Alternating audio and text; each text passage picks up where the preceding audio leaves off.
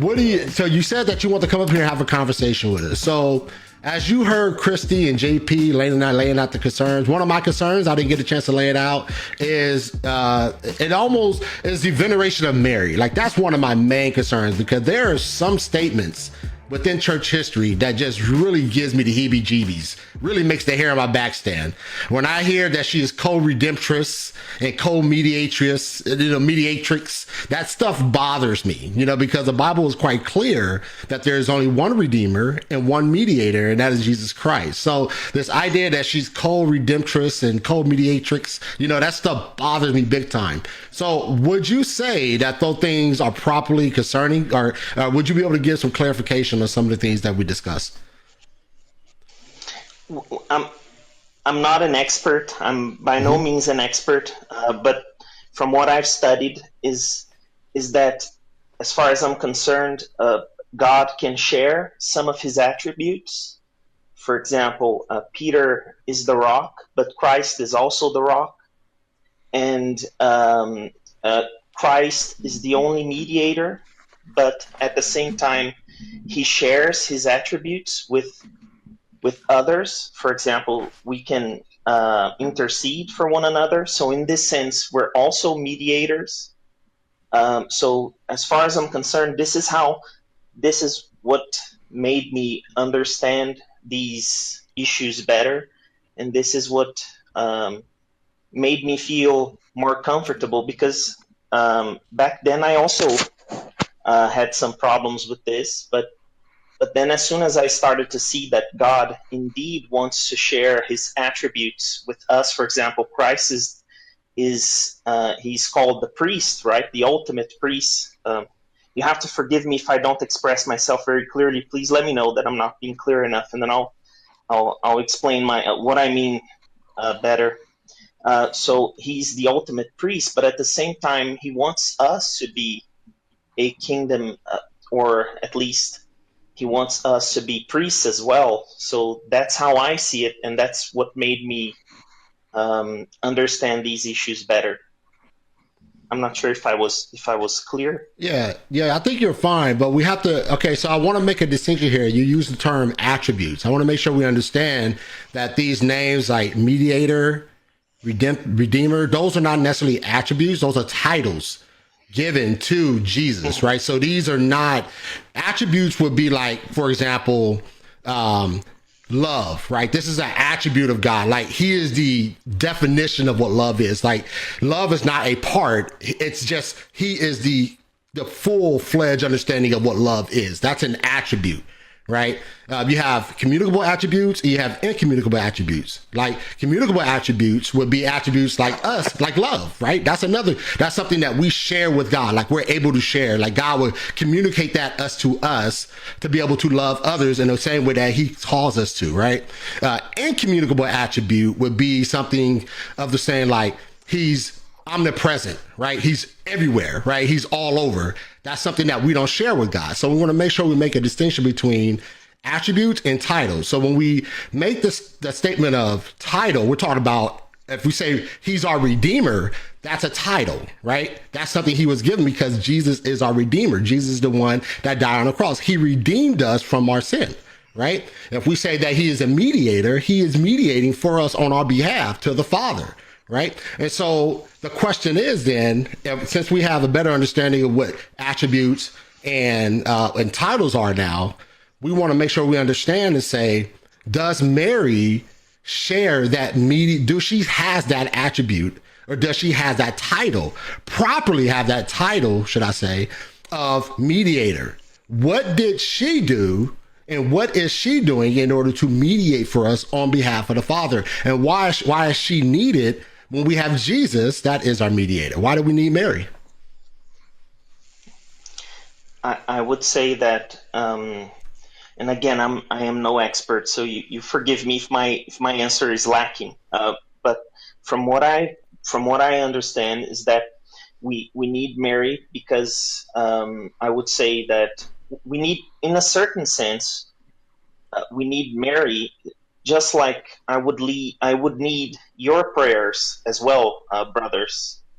In the same sense that I would need the prayers of my family members for me, but I wouldn't say, unless I'm wrong, and in this case, I would apologize if I'm teaching false doctrine here, right? But from what I've understood, you don't absolutely need Mary. For example, you don't need to. It's not a requirement to pray the Rosary to be saved, but it would be fitting to do so because she's so holy and much holier than all of us, that her intercessory prayers would have such an effect that it would Can I be ask like, you a question? for example, yes, of course. Go ahead. Go ahead. Yeah, Marlon, can I ask a question? I don't know what you No, you just got it. making sure everything's all right. So I'm assuming that these prayers that you do to Mary extends to any saint that made it to heaven, correct? So do you believe that prayers extend to anybody that's in heaven? Yes or no?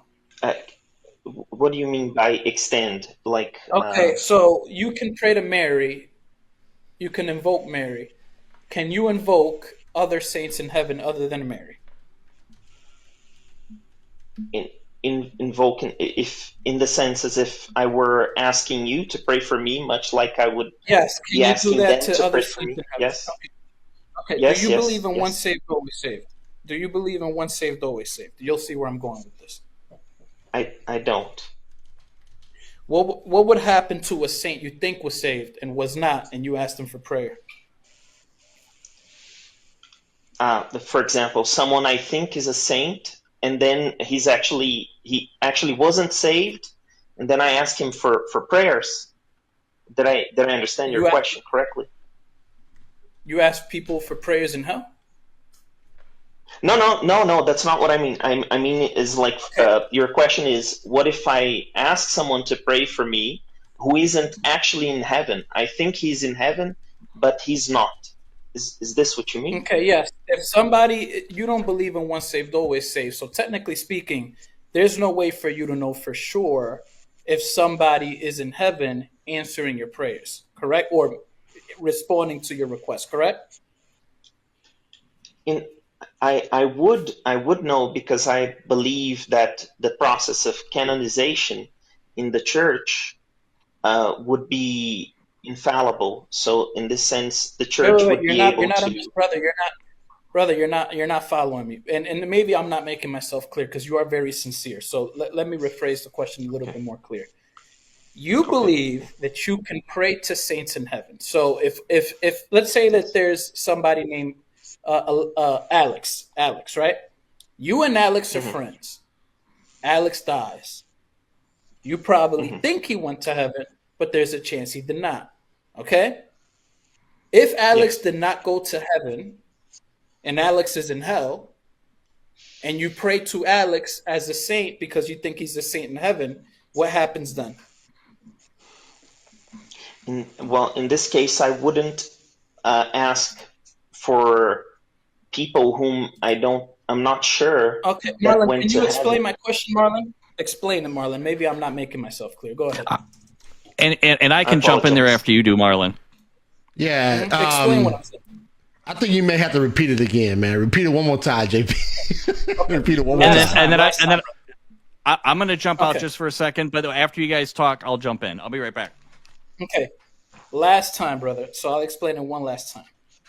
If somebody that you believe is in heaven is not in heaven because they went to hell, let's say they were living a double life and you didn't know it, and they are now in hell, okay? And you pray to the person who you think is in heaven but is actually in hell. What happens to that prayer?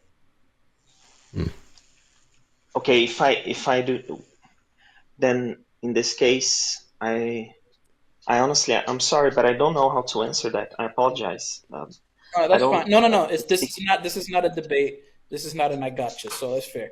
All right. So my next statement will be this. And if I were to answer as a Catholic, I would say the prayer would just be void or something like that. But the reality is that if you don't believe in once saved, always saved, there are a lot of people that are probably not don't believe in once saved, always saved either. But I don't have an issue because I don't pray to saints in heaven anyways. But if you don't believe in once saved, always saved, in this particular circumstance, there's truly no way to know if the saint that you're praying to is saved or not. So, and even if that were the case, right? Even if that were the case, you'd be wasting your time. But there's somebody I do know who's saved. I know there's somebody I do know who's up there and listening, and that's Jesus Christ, because I have 100% assurance in that. Secondly, my last statement would be this. Since you believe we can pray to Mary and you believe we can pray to other saints in heaven, where are you getting this information from if it wasn't in the early church before 325 AD and it's not in the 73 book canon? Where are you getting this information from? And it wasn't past the 400s either. Once we get past the 400s, that's when the doctrine begins to develop. There is one church father that believed in the doctrine of intercession of the saints, but unfortunately, he didn't give any sources on how he came to those conclusions. So if we go to 325 AD and lower, no one believed in intercession in the saints where we can pray to saints directly. Nor is it in the 73 book canon. So where do you come to this conclusion that we can pray to saints in heaven? I would say that I can infer from Scripture that I can ask for the prayers, that I can Very ask good. for Where? the intercession. I Where? would say Where? that Where?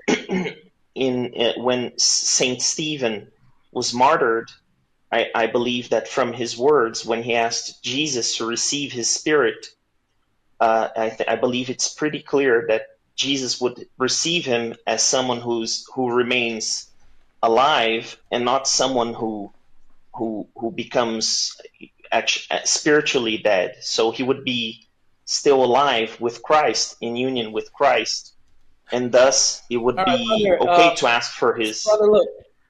Yeah, brother, look. I'm gonna let Steve go, brother. And the reason I'm gonna let Steve go is because, brother, I think that there's a bit more homework you can do, just to refine, the way that you think. But Protestants don't believe that once you get to heaven, you're a zombie or you're brain dead, or we don't believe in soul sleep either.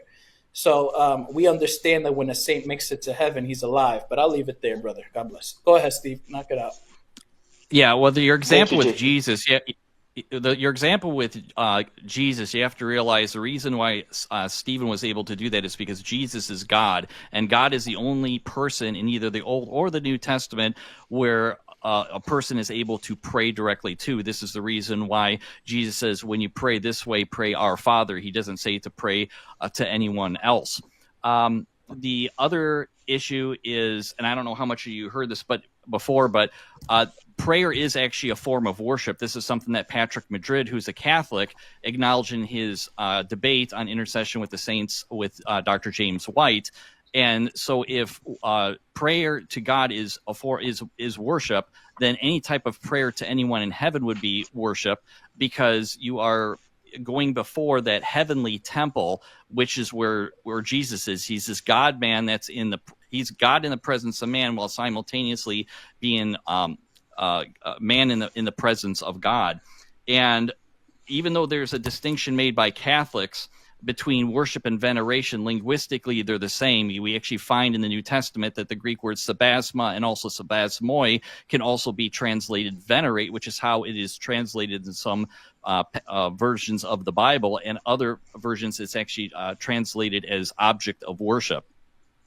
So that's how I would respond to that prayer to Saint Mary and the saints is worship. The other issue is, in the Eastern Orthodox Church, there were two saints that they actually believed that were in heaven that they would actually pray to. They later found out these two saints. One of them, I think, was Saint Balaam, if I remember, and I can't remember what the other one is. But it turns out that they were actually Christianized versions of Hindu gods. And so therefore they were praying to people who were not actually in heaven. So the question is, that, to piggyback on what JP says, what if you're praying to somebody who is not actually in heaven? What happens to your prayer? Brothers, let me say this, Brother D and Steve. I'm going to end the live stream on my end. So there's 80 people watching on my end, which means you're going to be redirected to the TGT. So as soon as I end my live stream, all 80 of you come to Marlon's channel. it's going to continue on Marlon's channel. So I only did this to attract more of an audience. So I'm going to be ending it. I'll be posting Marlon's channel here. Just simply click this link right here, and all of you guys should be transferred. So God bless you guys who watched on my channel. Come to the TGT for the full experience. God bless. All right. And the, So go ahead, and Steve. the only other thing, and this will take like 30 seconds. The only other thing I would say too is, even though the Catholic Church canonizes saints, there's no way of falsifying that a particular saint is actually in heaven. Like, for instance, there's someone called Saint Christopher in the Catholic Church. How does the Catholic Church falsify that Saint Christopher is actually in heaven? It can't be from miracles, because that doesn't prove, because someone committed a miracle, that they're actually in heaven. Because the quote-unquote saints that I had mentioned supposedly perform miracles, and it turns out they weren't actually even real people. All right. D, you have any more questions, man? You good, man? No, I would like to thank all of you for having me on your platform. God bless you all, and I will ask you to pray for me. Thank you very much, and man. I apologize. I was quite nervous, so if I fumbled a little bit, I apologize for that. God bless you all, brothers. Oh, you good, man. You brother, good. No worries. God bless you too, brother. God bless you. God bless you. Amen. Thank you very much, JP. Thank you, brothers. God bless you. All right.